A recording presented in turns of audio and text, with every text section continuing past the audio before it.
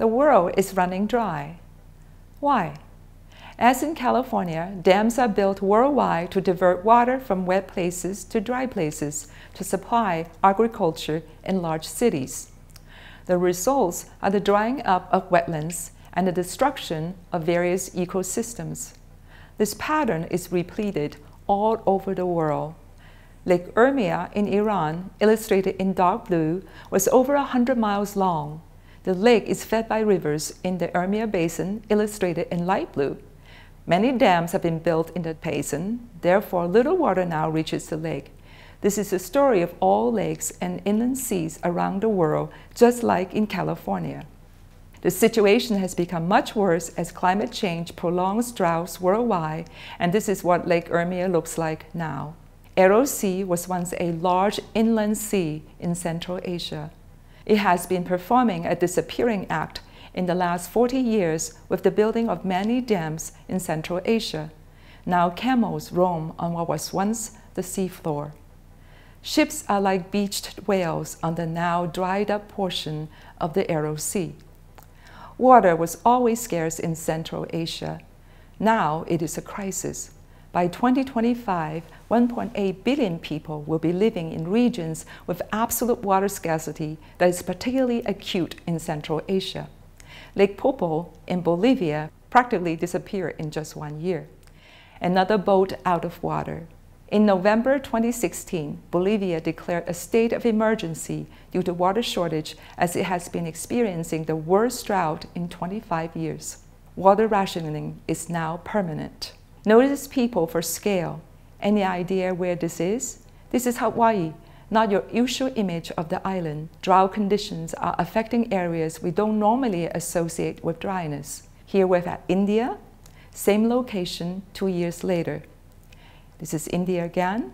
Last year, V6 News in India reported that India will be completely out of water after 10 years.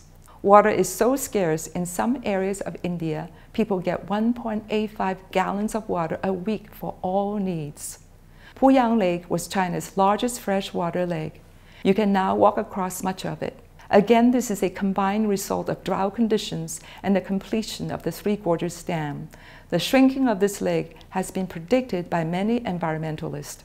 Dongyang was the second largest freshwater lake and was the subject of much poetry in the past centuries. It is meeting the same fate as Puyang. Drought conditions are also in Yunnan, the headwaters of China's large rivers. Ningtao, a city in Gansu of 220,000, ran out of water April 2016.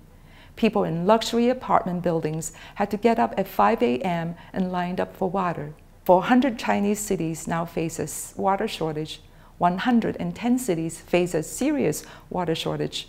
This is a very serious problem, according to a retired hydrologist for the Chinese Academy of Science, Beijing, April 2016. Even the Amazon River, which we generally associate with abundant water, is running dry due to drought, deforestation, forest degradation, and climate change. The Amazon again. A World Bank study concluded that Brazil may be the owner of 20% of the world's water supply, but it is still very thirsty. Taps in the largest and richest Brazilian city ran dry in 2015. Although heavy rains in the beginning of 2016 relieved the situation to some extent, the same World Bank report warns that the crisis seen in 2015 could be commonplace in the next 4 decades. Some industries are not expected to continue under these conditions. This is a photo from one of my students who came from Honduras. People fill up everything they can when water comes for 1 hour every 7 to 15 days. Drought in Central America, not a typical arid region, has left millions in need of humanitarian aid in Honduras, El Salvador, and Guatemala. The future isn't going to be any better. The dry regions coincide with the world's largest economies. These same regions have already been overstressed in terms of water for some time, and that includes Southern California. With dryness comes other problems, especially in arid regions that have been farmed. Farming means removing the natural vegetation that could reduce wind speed and hold down the dust. As reported to be happening in Iran 2016, dust storms are caused by extreme drought, overgrazing of pastures, cutting down of trees and shrubs, and improper agriculture practices. The Dust Bowl was an example of this combination. We are already seeing signs of a possible future Dust Bowl, as reported in U.S. News and World Reports in May 2016 about Phoenix, Arizona. Dry winters means more dust storms dangers in Arizona and beyond. Dust storms taking shape in the southwest and a large part of the country will be worse this year and are already posing dangers for drivers. There have been many of these dust storms in Phoenix in 2016.